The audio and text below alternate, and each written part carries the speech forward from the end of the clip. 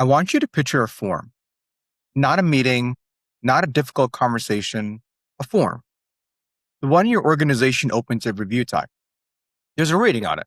And underneath the rating, there's a box where you type a paragraph about a person. That box is the subject of this episode. And if you're somewhere you can actually pull it up while you listen, go ahead and do that. Because everything I'm going to ask you to do today happens on a form or an agenda you already have. By the end of this, I want you to have decided to change one thing about one of them before Monday. So let me tell you why that box matters more than it looks like it does. When you type a sentence about someone into it, something happens to that sentence that does not happen when you say the same thing out loud. Out loud, it is your read. Somebody in the room can push back on it. It can be wrong and get corrected and be forgotten. On the form, it stops being your read and becomes a fact about that person that other people act on. The next person who opens that file was not in the room where you formed the impression. They cannot check it. And reasonably, they treat what is written there as the record of what happened. Then, they add to it. They write their own interpretation on top of yours. And here is the part I think is genuinely underappreciated. The second interpretation is not independent of the first. The person writing it has already read yours. So it is not a second data point. It is an echo of the first one, sitting on the page looking like corroboration. 2 cycles in, that file holds a layered account of how somebody comes across. And there is nothing underneath it to check the account against. I want to say the next part plainly, because it is not an abstraction and I am not going to soften it. Many neurodivergent people have lived on the wrong end of exactly this. It affects whether you get hired, whether you keep the job, whether you progress, whether you are treated with dignity at work. Every cycle an organization runs without changing that box puts more of those sentences into more of those files, and they turn into consequential decisions about people's lives. That is what is actually at stake in a piece of software most organizations think of as an HR formality. Now, your organization already trains people not to do this. Almost every leader listening has sat in a feedback workshop that taught the difference between an observation and an evaluation. That training is good, and it is worth what you paid for it. I'll come back at the end to where it comes from and why it stops working, because that part is worth knowing. But here is the short version. The training asks the leader to hold that split in their own head, under time pressure, at the end of a quarter, in a room where the other people may never have had the same training or had it 4 years ago. And while the form in front of them asks only for a rating and a paragraph. So the training is doing its work in one place, and the artifact is doing its work in another. And the artifact is the one that gets saved.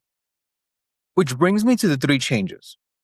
My cognitive translation protocol sets 9 structural interventions against the 6 failure dimensions I walked through last time. And those 9 come in 3 lanes. Today is the first lane. 3 changes, each one to an artifact you already own, and any one of them fits inside a single review cycle. The first one is interpretation guardrail. Here is the change. You add a field, and that field sits before the assessment field, and it asks what was said and done. That is the whole intervention. Let me show you why it works, because it sounds almost too small to matter.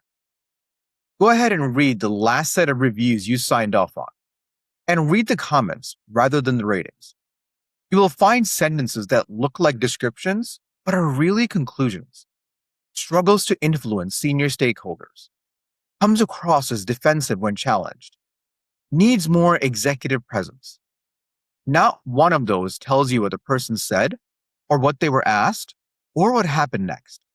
And every one of them gets read by the next person as though it were a record of an event. The form invited those sentences because it asked for an assessment and gave nowhere to put the thing the assessment was based on. Now, here's what the same feedback looks like when the observation field exists. The observation field says, in the March steering review, she was asked whether the timeline held, and she said the build was on track. Integration testing was the open risk and gave a date to watch. The assessment field says, I came away thinking she would not commit. Read those two together. That is a completely different document because the second sentence is now visibly a conclusion sitting next to the thing it was drawn from. Anyone opening that file can see the gap between what she said and what the room heard. Well, hopefully, and can decide for themselves whether the second follows from the first. 6 months later, somebody can look at that and think, hold on, she did answer the question. In a talent or calibration meeting, the same intervention is a rule instead of a field. A claim about a person does not go into the record until the person making the claim has said what they observed, and the note taker writes down both. What does it cost you? Almost nothing to build, and running it is close to the time you already spent. The box usually exists on your review platform already as an open comment field that nobody ever defined the job for. The work is in what you're required of that field and what you refuse to accept while it is empty. The real expense is the first two cycles. People will write, seem disengaged in the observation field, because that's what 20 years of these forms train them to write. And they have to be sent back to write what they actually saw and heard. That is uncomfortable the first few times. It gets easier and faster than you would expect. And the reason it gets easier is that writing down what you actually saw turns out to be less work than defending an impression. And what stops? A direct answer stops being recorded as reluctance because the answer now sits on the page next to the conclusion somebody drew from it. The state of mind comes out of the record too, because came across as frustrated does not survive a line that asks what was said. And when an instruction has to go into the observation field exactly as it was given, that instruction stops arriving in the file as the other person's failure to follow it. Second change, context equalization. Think about the last decision meeting where the decision got worse the longer it went on. A proposal goes up. Around that table, 3 people have read the analysis from 6 weeks ago, and 4 people have not. And nobody says which group they are in. The 3 evaluate the proposal against the analysis. The 4 evaluated against the last plan they saw. And every objection each group raises is correct from where that group is sitting. What the room experienced is disagreement about the proposal. What is actually happening is that half the exchange is people reasoning from different starting facts. And nobody names it because nobody in the room can see it. From the inside, it just feels like a hard meeting with a difficult group. The agenda created that. The agenda went straight to the proposal without establishing what the room already knew. So the change is a written baseline that exists before the evaluation starts and that everybody has actually read. Amazon's 6-page memo and the silent reading period at the top of the meeting is the version of this most leaders have heard of. And what makes it work is the shared baseline, not the prose itself. You don't need 6 pages. Let me tell you what you actually need, because this one you could write tomorrow. At the top of the material, 3 simple short blocks. What is known, so the facts this decision rests on, with dates on them. What is assumed, the things you are treating as true and have not verified, said out loud as assumptions. And what has changed since the group last looked at the question, which is usually the one that surprises the room. Then the first item on the agenda is not the proposal. It is confirming that block. Does anyone have a different number? Does anyone think one of those assumptions is wrong? 2 or 3 minutes. And you have either confirmed everybody is starting from the same place or surfaced the disagreement that was going to take the next 40 minutes anyway. This one takes real effort. And that is exactly why most rooms skip it. Somebody has to own writing the block, and it is real work every single time. The first few meetings run long because the gaps come out into the open instead of staying in people's heads. Although I would push back on that statement for myself a little bit. Those meetings were already running long. The time was going into an argument with a fact gap underneath it, and nobody got to see the fact gap, so nobody could close it. And it came back the following month as a different argument about the same numbers. And repeated enough, it became a person problem. Now, here's what stops. A challenge that comes out as a fact gap stops being recorded as resistance because the baseline is on the top page, and anyone in the room can see which fact the challenge is actually about. The person is no longer difficult. They are working from row 3 of the context block, and now everyone can see it.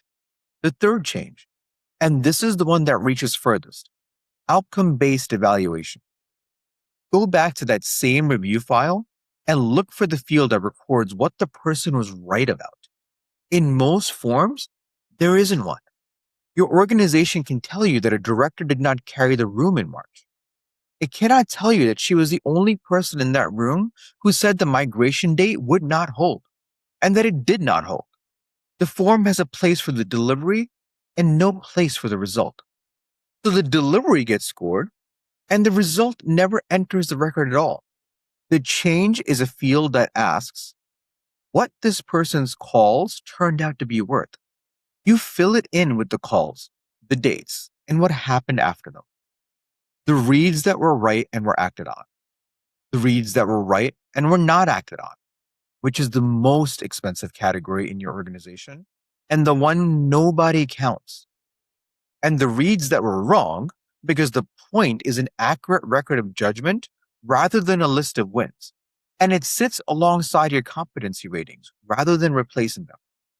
How someone works with other people is real information, and you aren't giving that up. You're adding the other half of a picture most organizations have simply never held.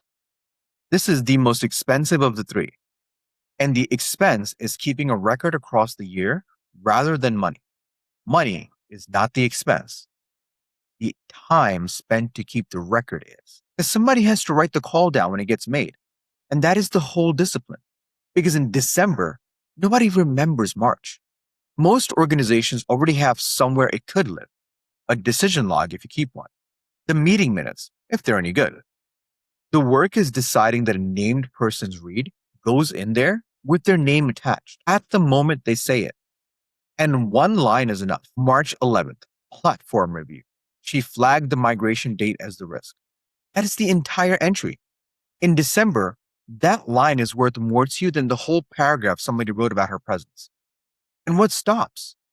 A read that turned out to be right stops being invisible because something in your organization is holding it. A person's worth stops getting estimated from how they present because there is now something else on the page to weigh it against. And the reads you were getting for free from people your reviews were quietly marking down, stop walking out of the building with them. The last one is the business case, honestly. Those people leave.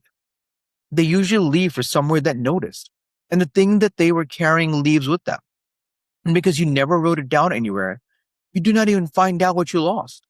So the operating brief. 4 parts, same as always. The moment is this. A sentence about a named person is about to get typed into something your organization keeps.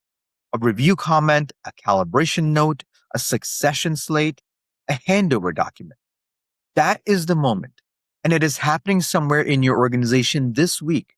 The vibe-led default is that you change nothing on the artifact because the artifact is not yours, and the cycle is already open, and you have a job to do. So the interpretation goes in without nothing underneath it. And the next person inherits it as established and writes on top of it. And after 2 cycles, the file holds an account of how somebody comes across, with no record of what was said and no record of what they turned out to be right about. By then, there is nothing left in the file to check it against. And the account has become the person as far as your organization is concerned. The redesign is to pick one of the 3 and change one artifact this cycle, and the observation field ahead of the assessment field. Put a written context block at the top of one recurring meetings material. Add one line to the review that asks what this person's calls turned out to be worth. One of them, not a program, not a rollout, not a working group. One field on one form. And I should be straight with you about the boundary because I do not want to oversell this. These 3 decide where an interpretation is allowed to enter your record. They do nothing about timing and they do nothing about sensory load. The person who needs until tomorrow morning to give you the best answer in the room still loses the question to a fast meeting. The all associates meeting still costs what it costs. Those are the next two lanes and the next two episodes. The Monday test is the smallest one I have given you yet. Open the artifact you picked, make the change on it, and then say out loud in your next leadership meeting which field changed and what it now requires before anything goes into it. Saying it out loud is not decoration. It is what turns a change you made into a rule the room knows about. Before I let you go, the part I promised you at the top. That workshop training goes back to Marshall Rosenberg. He was a clinical psychologist and he founded the Center for Nonviolent Communication in 1984. His model runs in 4 steps, and the very first one is separating what you observe from any evaluation you made of it. The Center for Creative Leadership teaches leaders the same separation as situation, behavior, and impact. The distinction is correct and is worth every penny you spent on it. An observation can be checked. An evaluation cannot be checked without context. So without the split made explicit, an evaluation is an unsupported argument about who somebody is. But Rosenberg built a personal discipline, and he built it for a context where the individual was the right unit. 2 people in a room working on how they speak to each other.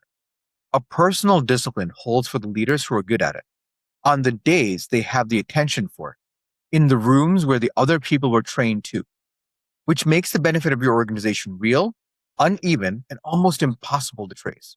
If you've been following this work, you know I take this back to Edgar Schein. Culture is measured by the alignment between artifacts, espoused values, and tacit assumption. You already trained the observation and evaluation split at the level of espoused values. The tacit assumption underneath never got touched. And the form is where that assumption lives, because the form is set up to rate an individual and attribute an evaluation to them. It has been set up that way for so long that nobody experienced it as a choice anymore. That is the artifact barrier. And then the intervention is what you do about it. So if you take one thing from today, take this. You do not have to become better at feedback than you already are. But of course, you should still practice, and it is also important to keep getting better. You have to change, however, what the artifact asks for and what it asks for first. One change, one artifact, this cycle. I will see you next time in the process lane.